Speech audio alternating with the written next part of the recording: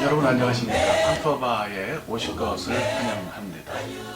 네, 오늘부터 팡터바 38번째 시리즈를 시작하도록 그렇게 하겠습니다. 지난 시간까지는 이제 롯하고 소돔 이야기를 다뤘어요. 여러 번에 걸쳐서 다뤘기 때문에 그걸로 충분하다고 생각합니다. 오늘부터는 이삭 이야기를 하도록 하겠습니다.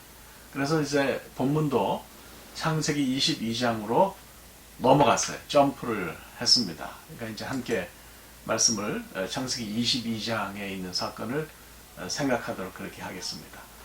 자, 뭐 이삭 이야기인데요. 뭐 다 중요하죠. 여러 가지 다 중요하지만은 뭐니 해도 창세기 22장이 제일 중요하다고 그렇게 생각합니다. 창세기 22장은 여러분 잘 아세요. 아브라함이 이삭을 번제로 드린 그 사건이 거기 기록이 되어 있습니다. 그래서 굉장히 중요해요. 여러 차례에 걸쳐서 같이 공부를 해야 되니까 오늘은 사건 개요, 인트로덕션만 같이 살펴보도록 그렇게 하겠습니다. 뭐 이 사건 자체가 너무 유명하니까 제가 그 창세기 22장 본문을 읽지는 않도록 하겠습니다. 특별히 관심 있으시면 7절, 8절을 좀 잘 읽어보시기를 권합니다. 뭐 시간도 좀 그렇고요. 여러분들이 창세기를 펴놓고 공부를 하시면 될 거라고 그렇게 생각하죠. 말씀드린 것처럼 창세기 22장은 창세기 전체에서 구원사에서 굉장히 중요한 그런 부분입니다. 이삭이 사라지느냐 사라지지 않느냐 굉장히 중요하죠. 구원사가 끊기느냐 계속해서 이어지느냐 하는 걸 다뤘기 때문에 이건 뭐 중요할 수밖에 없어요. 그래서 이제 구원 얘기를 창세기 22장하고 연결해서 해야 되는데요. 그러니까 이 부분을 이해하려면은 이스라엘 백성들이 가지고 있는 구원신앙부터 이야기를 해야 돼요. 이스라엘 백성들의 구원신앙은 어떻게 형성됐는가? 하나님이 그들을 선택하신 다음에 이스라엘 백성이 마음속에 하나님이 우리를 선택하셨다. 어떻게 우리를 구원하시는가? 우리는 하나님의 구원을 어떻게 믿는가? 이 부분이 어떻게 형성됐는지 우리가 사실은 살펴봐야 되는 거죠.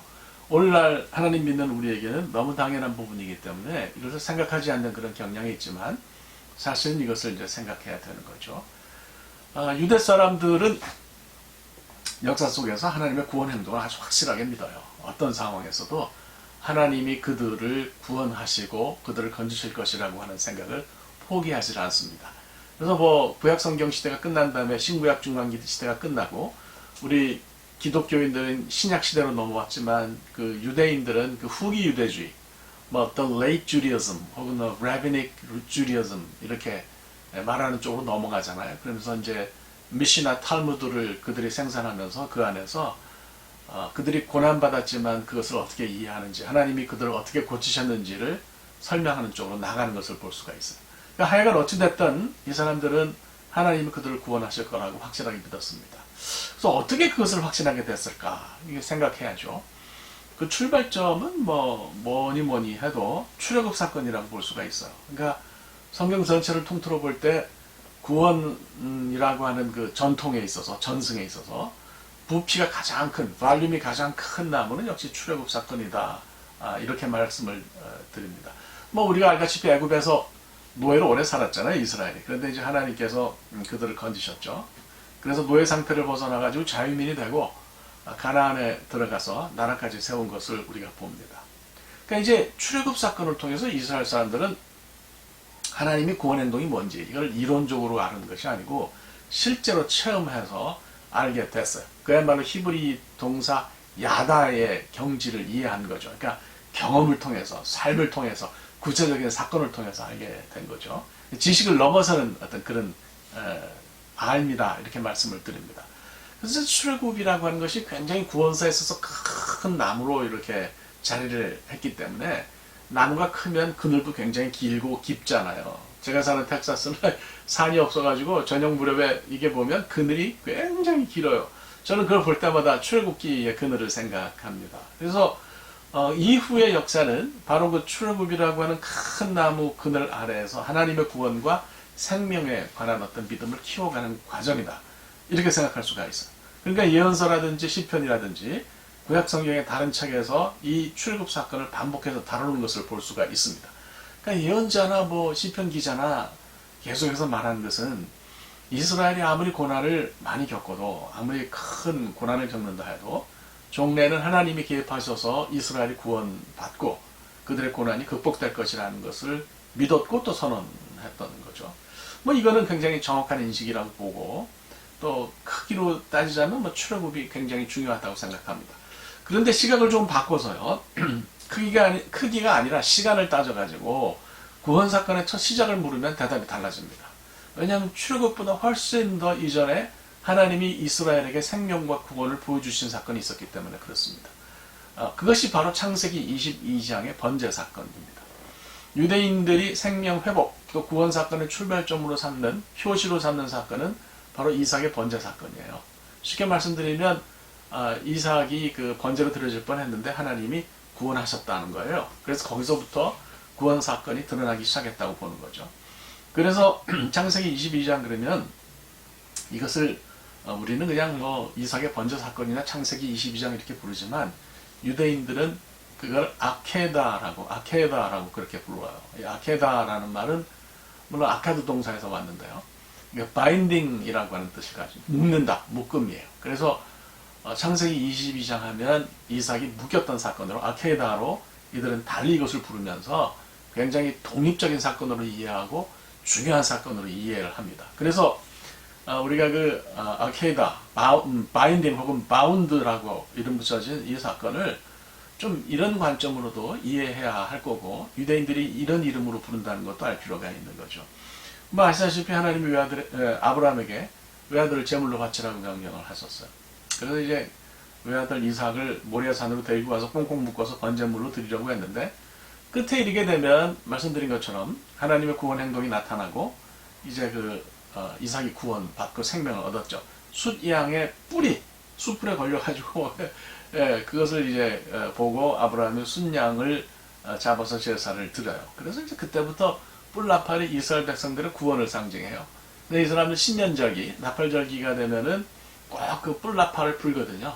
그래서 히브리 6년에서 공부할 때도 이게 신년절기가 되면 그 학교 딘이 학장이 클래스에 들어와가지고 뿔나팔 부르는데 삑살이 났던 기억이 나고 이제 그럽니다. 자, 이 아케다는 뭐 한두 마디로 설명할 수가 없어요. 간단하진 않죠. 그래서 자세하게 살펴봐야 될 텐데 다음 시간부터 좀 잘 살펴보려고 생각합니다.